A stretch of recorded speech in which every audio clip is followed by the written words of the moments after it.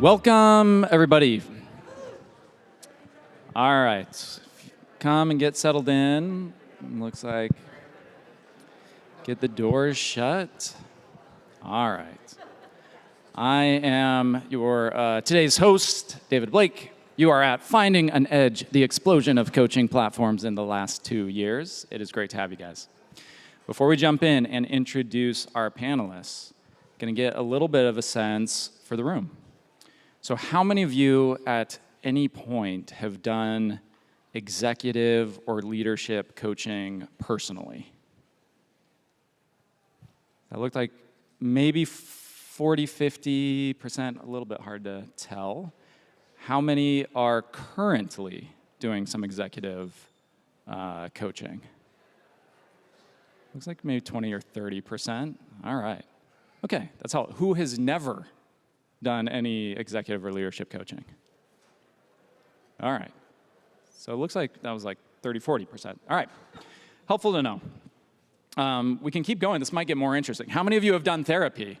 Marriage counseling? Where the lines, the red lines in the sand blur, I'm not entirely sure myself, but I've signed up for most of the spectrum at some point. All right, but let's get introduced to our panelists today. So I will give you guys all a chance to introduce a bit of yourselves, but while I have the mic and everyone's attention, I'm gonna do my best to just embarrass our panelists a little bit before we get started. So we have in my left the incredible Christine, co-founder and CEO of Sounding Board. Sounding Board is just really damn impressive what they are doing out in the world. One of the leading skill-based, leadership-based coaching platforms for corporations. Have built one of the most impressive network of both coaches, but also what they're doing with their technology is really impressive. Excited to hear more from Christine. And then we've got on her left, Jordan, whose model a little bit different, but an incredible team, an incredible model, more group-based. And that changes the dynamic quite a bit once you are both getting professional facilitation from the coach, but also the ability to learn as a group and from peers. And excited to hear more from Jordan. And to Jordan's left, we have Mickey of Hireguide. And who knows Gong or Chorus AI, sales, kind of automation tooling? You can think of Hireguide as what those tools have done for the sales org, Hireguide is starting to do for the interview process. So as you interview people, their technology is able to kind of bring back to you insights and coach you as an interviewer. So as part of the interview panel, really fascinating. So do you talk more or less when you are interviewing a male or female candidate? And that type of data is able to come back and inform you as an interview panelist. So excited to hear from him today. In Simon Sinek fashion, we're gonna start with your why. So tell me kind of what got you into this field personally, Christine. Well, that one's easy. I was lucky enough to get coaching at my last startup. So spent some time at Google and YouTube. I've worked in technology. But at my last startup, I was employee 30. And we ended up building that business to over $100 million in revenue in less than 3 years. And I personally went from being a salesperson to running our entire global sales team as part of our executive management. And I'd never done that before. And so our board and our CEO thought it would be really helpful for me to work with a coach. And it really ended up being one of the most profound professional and personal experiences I'd had. And I'd been at Google where you get access to best-in-class training and development, but because I wasn't high enough in the org, it didn't justify that level of personalized investment. And so after I left that company, decided to start Sounding Board to really help other companies develop impactful leadership. And I'm lucky enough to be able to do that with my coach as my co-founder. So, I always joke around, I'm it's like Hair Club for Men. I'm not just the president, I'm also a client. And so really believed in the model and wanted to be able to bring it to people earlier in their careers.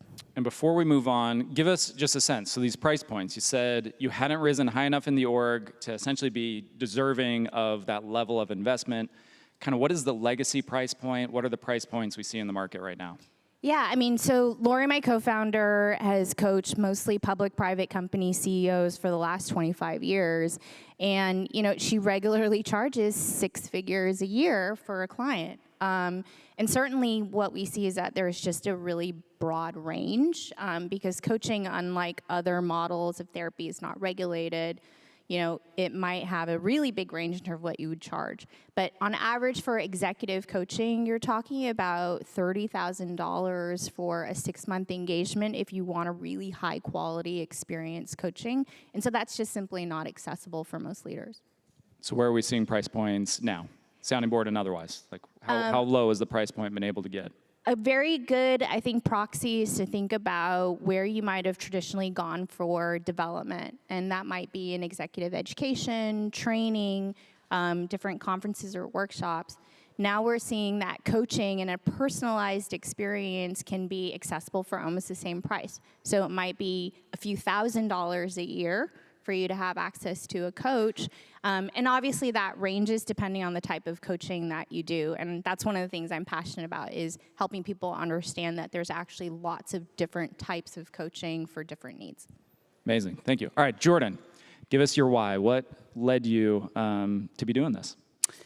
So I've always been someone who really thrives and cares a lot about being on teams and being in group environments, whether it was growing up in sports, whether it was in academic environments. I often find that when I'm learning and working on something, I learn just as much from seeing how others learn around me. And in my mid to late 20s, found that it was incredibly challenging to navigate this consistent blending of work and life that I think started far before the pandemic, and felt very isolated in that experience and in that journey. And I tried several different types of providers, therapy, coaches, wellness-related providers, but wasn't able to connect the dots, and was very much in the middle, navigating all these different parts of my life. And so, the why for me and the why for Medley is really simple. I was craving a space where I could share my journey of growth with other people and found that nothing existed. And so we built Medley to really bring group coaching to the forefront, not only making coaching much more broadly accessible, the price point piece that Christine brought up is so critical, but also to enable people to feel a sense of belonging, deeper connection, and also learn from others as they go through their journey. So before we move on, you referenced even in your own journey, wellness, therapy, and coaching. Like, what is the distinction you give? And in this world of coaching, if you were to go do, coaching with 30 different coaches, you'd have 30 different experiences. I mean, give some reflection of at Medley, where you guys are in the spectrum. Is this wellness coaching? Is this leadership coaching? Kind of where do you guys play in that spectrum? Well, you alluded to this pretty early on. There is certainly a blurry line. And that line is, I think, becoming more and more blurred. And something that I think is fairly unique about Medley is we actually have coaches in our community, in our portfolio, that have a variety of types of specialties. And so if we are working with a company and we've just started to explore those types of partnerships, we will deploy and work with a leadership or executive coach in our methodology. The biggest thing about Medley that we really focus on is that not one group will have a replicable experience to another group. There's certainly elements that are consistent, but actually people have different goals. We match people based on their unique goals. We have an approach to curriculum that's fairly flexible and adaptable based on the group's priorities. And we really put a lot of thought into how we match the coaches into that process. I would say the majority, though, of Medley's coaches and sort of our area of expertise range from executive leadership to life coaches, rather than sort of more wellness and health coaches. We don't really focus on that. And where Sounding Board is a direct-to-enterprise model, Medley consumer, enterprise, both? What's your kind of model? You know, we launched September of 2020 after completely pivoting our business model, really focusing. We were originally going to be an in-person community, and we very much focused on the consumer first. And we learned a ton. We did that pretty intentionally, working with consumers. They're very forgiving. You can form real relationships with them. And from day one, we've been like, how can we really deliver a meaningful, impactful experience for everyone who touches Medley? But we actually got approached by companies. And so we're in the midst right now of operationalizing our sales process and all that fun stuff.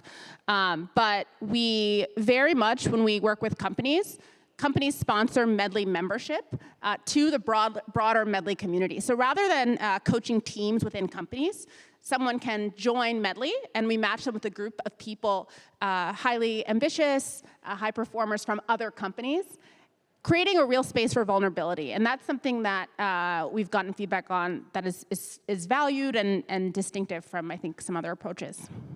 Awesome. We're going to come back to that vulnerability and sort of colleagues versus stranger. But let's get to Mickey a little bit. Mickey, your journey, you have actually a lot of threads that converge on coaching. Give us a little bit just of your background, your why.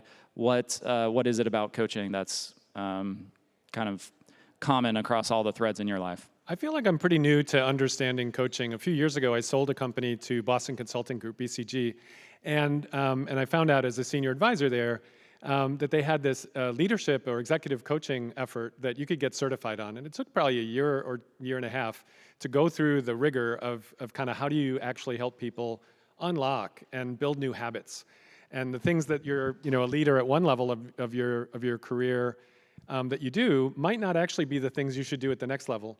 And how do I help kind of hold a mirror up to somebody and let them see themselves and have a great conversation with themselves? But it turned out that I had hired a lot of people in my life. I had some companies, and I'd been at a small company and a very large company.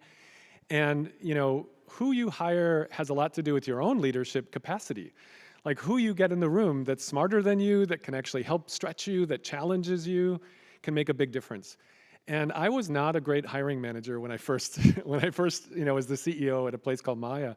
And I had to hire cognitive psychologists, and I had to hire computer scientists, electrical engineers, architects. We had a multidisciplinary team, and it was really hard for me to do something that wasn't part of the craft that I understood. And so that's one thread. And so I really started seeing that coaching was very different than consulting. Consulting, you call the pro from Dover in, and they tell you, this is what you should do, and you hire them for that credibility in some ways. But when you're a coach, you can't bring to the table what you did or your experiences necessarily. You have to ask different questions. And so I got super excited by that. The other thread was that I'd been doing a lot of work around the rise of machine learning and what it meant for society, for the future of work. And one of the things I was seeing was actually machine learning creating algorithms of oppression. That the training data, the type of people that were writing those code pieces and all that stuff was actually dramatically leading to oppression, leading to basically an uneven field. And when Scott, the CEO and the co-founder of Hireguide, approached me and he said, we're trying to actually change the most critical conversation. There's a lot of people and a lot of stuff about filling the room, how do I recruit, how do I screen? But when it comes to the actual moment when you're hiring, you're having a genuine conversation, there's almost nothing there that actually helps coach you or gives you insights into the ways to ask good questions to level the field, to de-bias that, and to actually drive something where you hire somebody for skills and you hire them for potential instead of for pedigree. And that's kind of the journey that I've been on. And I'm just in love with this idea of trying to use the power of conversational AI, but to give more genuine conversations, to actually help people have real conversations in the room, not to make decisions for you. So let me challenge a little bit. How did you get invited to this panel? Yeah, you bet. We've got what is an apple from? and a orange. They aren't exactly the same, but you guys are like a dinner roll. Yeah. I mean, it's with butter.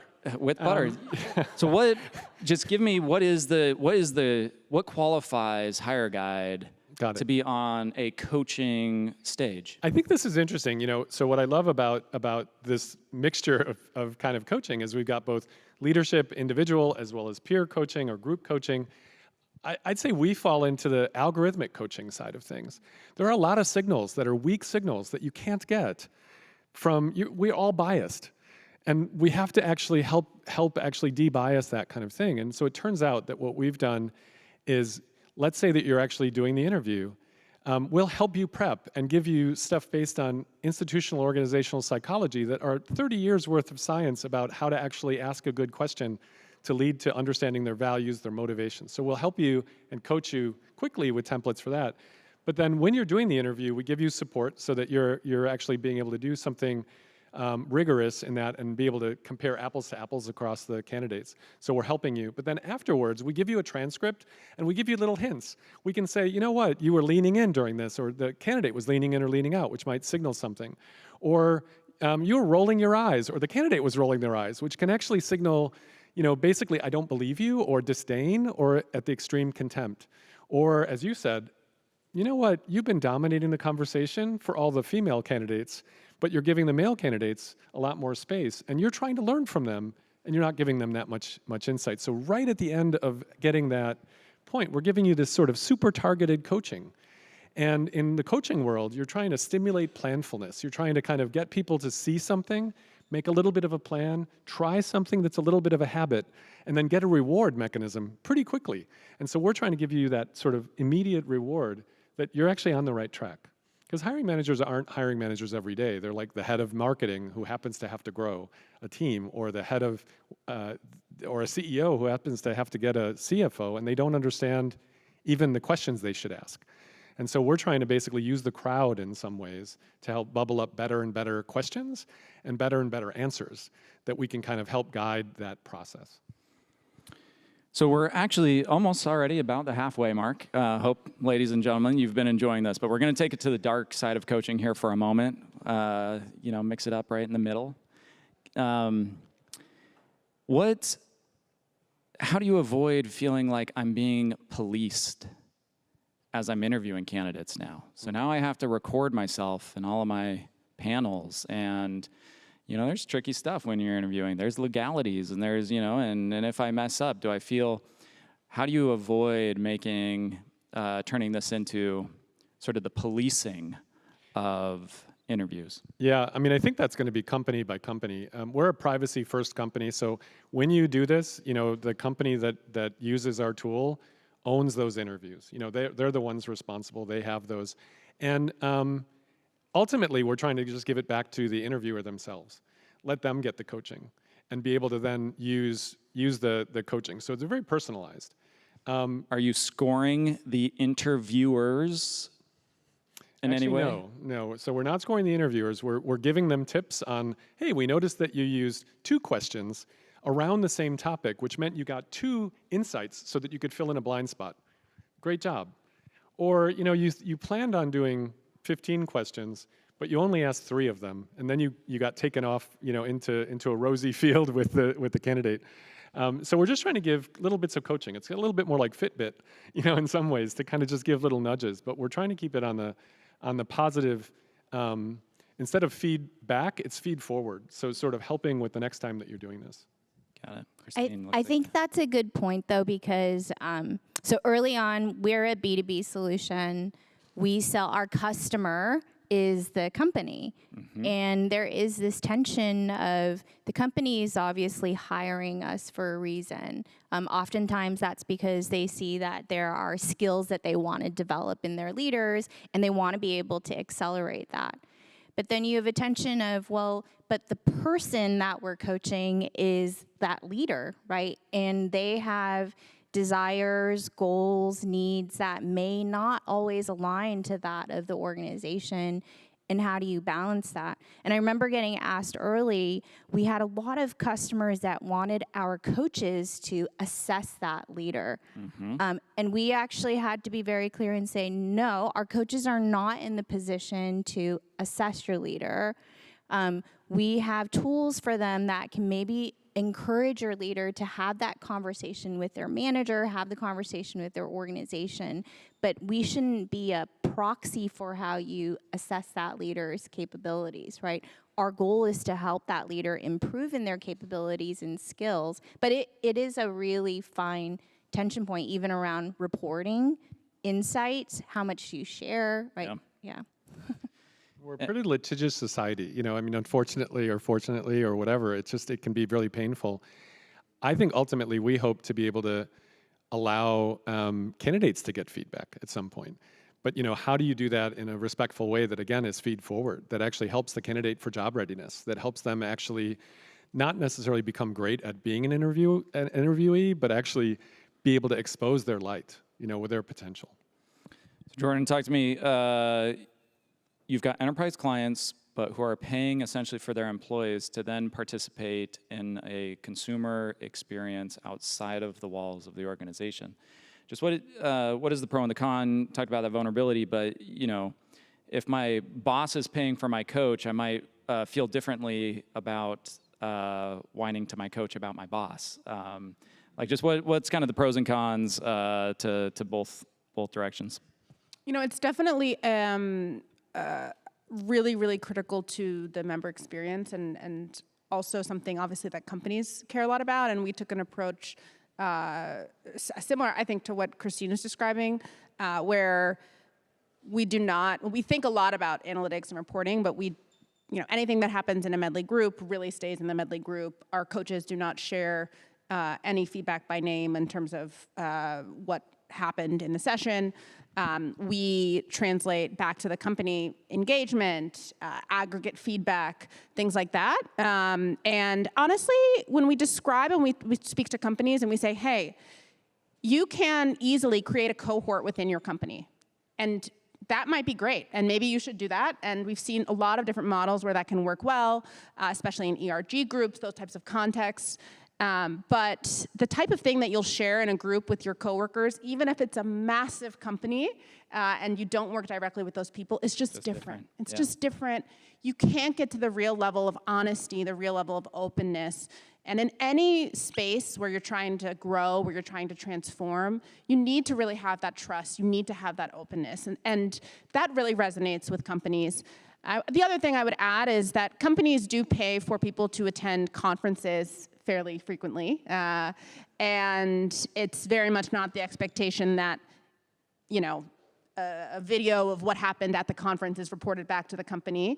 And we try to use that as a analogy where you're supporting this investment in your employee. This is a way for you to show that you care about their growth and their well-being. And we take it from here, and we'll share with you, how this has been impactful on an aggregate basis. All right. We've got inevitably some investors in our audience who, as much as they care about the well-being of their teams and people, are probably pretty interested to hear, is this a good category to be investing in? Can I make money coaching? So let's talk some money. Christine, how big is this space? Are we in early innings? Are we in late innings? I mean, executive coaching's been around for a long time. Give a little bit in terms of the field of play and kind of where we are. Well, I think the exciting thing is that it's changing, and it's changing fast. So I started Sounding Board 5 years ago, bootstrapped the company to start. And at that time, I remember pitching investors and having a lot of them ask me whether or not this was a lifestyle company and was it really venture backable. Well, fast forward to today, we've raised almost $50 million. And I now have lots of investors telling us that it's early innings in the space. They are excited about coaching and all of its applications, not only in enterprise, but in consumer models. And I think it's, for us, we know certainly the pandemic and the shift to remote work had an influence in that, and investors seeing the opportunity. But I think also, so we play in sort of corporate learning, which today, if you look at the TAM, could be anywhere between, say, $40 to $80 billion spent on learning and development to 140, I think, is sort of the reports I've read. And just think about how many of those models were in-person models, transactional models, one-time learning experience, or even just self-initiated experiences that are now moving to a more facilitated experience, coaching experience, personalized experience. So, I mean, you knew I would say I think it's early innings, it's really exciting, but we're certainly also just seeing that shift happening not only from consumers, but even in businesses. So what's the dynamic if I'm an investor sitting in this room and BetterUp is out there having had raised, what is it now, $200 million, and is it over? Are they the coaching gorilla? Well, I'll let Jordan share too, but what I will say is... Guys, we didn't invite him to the panel, so you can say whatever you want right now. So, rising tide lifts all boats. I think it's always good for investors to see that there is a unicorn, billion-dollar-plus valuation. Once they see that, you understand there is no way that a market that meaningful has only one winner or one company, and certainly not in the B2B space. So I would say to each their own. A lot of categories do have one winner. So give me very quick. A lot of categories do have one winner.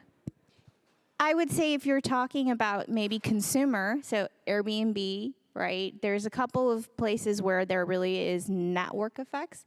In B2B, I would argue that there is rarely one company, because within organizations and companies, we see it ourselves now. We work with large companies where they have very distinct needs.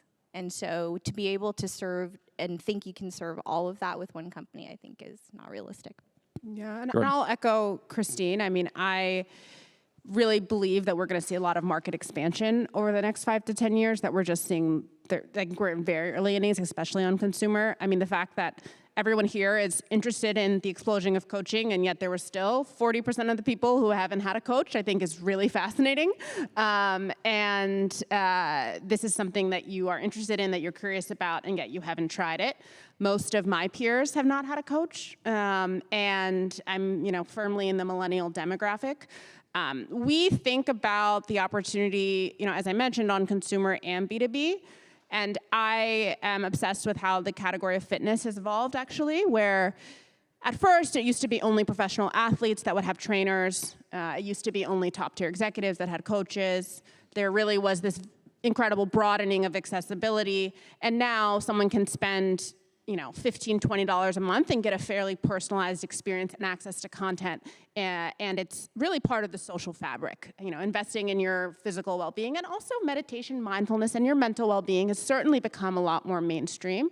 Why can't we see that across how people approach their career, their personal growth, other parts of their life? And that's sort of my broad thesis and how I think about the world, is that there's been this very clear and several businesses that have worked and been very successful. Peloton gets a lot of flack, but it's still, a several billion-dollar company. And I'm just excited to see how technology is going to continue to broaden accessibility, and that's really what we're working on and thinking about. Appreciate that. And at dinner last night, someone talked about their running coach, which I did not know was a thing, but appreciate. To your fitness analogy, that might be telling of kind of where things go. Mickey, I appreciate you have to hire people in good times and bad, but just talk about what is the influence of a potentially recessionary environment on these budgets? It's one thing to be investing in coaching in maybe a rosier environment, but is this a necessity, or is this a nice to have benefit? And what's just your sense of what a macro environment change could mean for this category? Yeah, I think, having been a hiring manager and a CEO for almost 20 years, I have to say that when you're going through those slumps, it's when you're building the best team. It's when you're trying to actually grow those people and invest in those people so that you're ready for when you come around the curve. And you're trying to hold on to those amazing people. I think this is a candidate market in a weird way, where because of the Great Resignation, something like 35% of the people just quit their job, and 65% of the people are saying they're actually looking for another job actively. So this is a resource allocation problem. I mean, one of the most consequential decisions you're going to make is who you hire. That's actually going to drive your success as a business. So I don't think this is on the sidelines. This is like right at the moment in that point. And there have been billions, hundreds of billions of dollars invested and spent and built out new platforms for filling the pipeline, for getting people in the room. But there is almost nothing, if you look at the applicant tracking systems that people use, if you look at the other things that are going on, that actually helps you when you're in the room. And that's the point where we are. And so I think it actually has huge potential. 74% of hiring managers have said that in the last like 24 months, they've hired the wrong person. And that could be up to 30% or more of the cost of their salary. So you know, the $100,000 job, you are going to spend $30,000 on all the stuff of trying to get that person that didn't fit out of your organization on top of the wasted time and the energy. So this is huge potential, and it's also high risk if you don't do it. And I don't think the environment matters. I remember going through, 2001 and 9/11, and then the 2008 recession, and that was actually when we ended up investing the most in some of our people. And it was hard, no question, but it was one of those things where the payoff was over over decades. It was so much better. Let me ask you both personally and as a potential business thinking about investing in this for my organization, how do you know when it's working? How do you know when coaching is working? What is the actual impact, ROI? What does good look like? Sure. Well, I actually think that's where technology has this incredible opportunity, right? Because that was the challenge with coaching in the past. It was a black box. I'd send someone to get a coach, and then after that, I had no idea whether or not it was working, except if that executive told me, one, he or she still wanted to work with their coach, or two, I happened to be paying enough attention to maybe notice some behavior change. But the thing is like this type of like real, actual behavior shift, mindset shift, it actually takes time, and sometimes those things may not be perceptible if you're not paying attention. But what technology has the opportunity to do is to actually collect that data in different ways, in ways that can preserve confidentiality. We have ways to report that in ways that can also maintain that confidentiality, but can also give incredible insights back to the organization that they just simply didn't have access to in the past. So certainly we think a lot about measurement. We have an ability to capture outcomes even in the way that we run our coaching engagements and our goals. But I actually think this is why it's an exciting time to be in this space. The technology really can be an enabler around helping other people understand the impact of coaching. So there's, now I'm blanking on, but there's also this world of peer-to-peer coaching. So what is gained, what is lost when, if I'm an organization considering wanting to invest in my people, do I invest peer-to-peer? Do I invest in leveling up my managers so they can turn around and be a better manager, a better coach, or do I invest directly in the coaching of my people? How do you think about that equation? I can chime in on that because we often get asked a lot about peer coaching, given that it's really adjacent to group coaching. The key difference is in peer-to-peer coaching, typically there is not an external facilitator, whereas in group coaching, there is a coach who is in all the sessions and enabling the relationship and providing active coaching during the group session. I would say it really depends on the goals of the organization, honestly, in terms of what makes the most sense to deploy. I think that what is incredible is this explosion that we're seeing, is the fact that there are amazing companies now where you can access executive coaching at scale, like Sounding Board, where you can deploy group coaching at scale. And I think that the best people leaders, honestly, have to really nail in on what their priorities are for the company and then think about how they deploy resources accordingly. We've seen already a couple of acquisitions in the coaching space. So bigger organizations acquiring coaching companies. We've seen Skillsoft, we have seen Torch get acquired. Can coaching stand on its own over the long run, or is this is it just wine and cheese? Is it a nice pairing with the rest of your L&D? Can it stand on its own? How do you think about kind of the roll-ups that have happened already, the combinations? Well, I feel bad, but I guess I'll chime in. Look, I think the reason you're seeing coaching become attractive to, Skillsoft, starting out very differently, right, learning provider, is that it's at its heart, it's a modality. And over the last, say, decade or so, we were really focused on like an online learning experience, which we now are learning may or may not have had the level of impact that organizations were wanting out of those. And oftentimes for the learner, felt like a very lonely experience.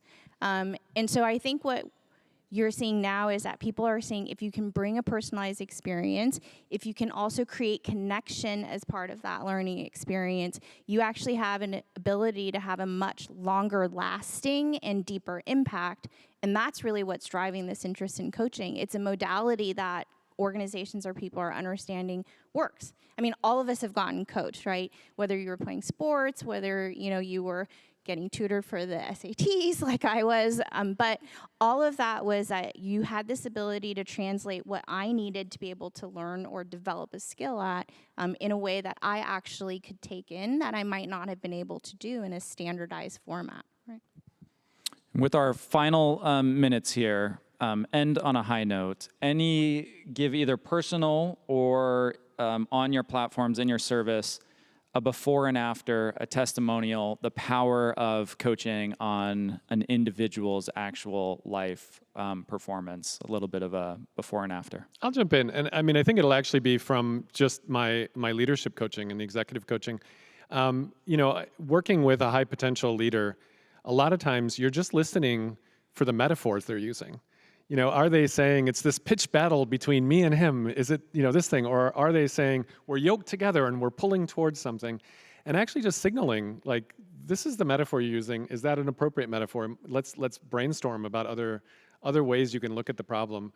Or you're saying, you believe this is happening in your business or what's going on. What's your evidence for that? And just challenging them to go out and find out things. But with one of the CEOs that I was working with, she was really struggling with one client and their kind of massive, their biggest customer. And so she felt like she can't really say no to them. And we went through the process and she kind of found a way to do this, but I'm not in the room when that happens. And so you've got to actually build it so that they own those solutions, so that they have the power. And she called me up like 3 months later and she's like, guess what? This is what we did. And it worked. And I said no. And suddenly, it had opened up this whole way that she could actually look at things. And now she's doing much better business with that company, but with others as well. And it was one of these things where she had to try it, and she had to try little baby steps to build a new habit and get the reward from it. And do tests that weren't so live or die by the company so that she could learn, so that she could then start having more confidence in that. Liz Wiseman in the book Multipliers talks about the distinction of a coach in basketball or in sports.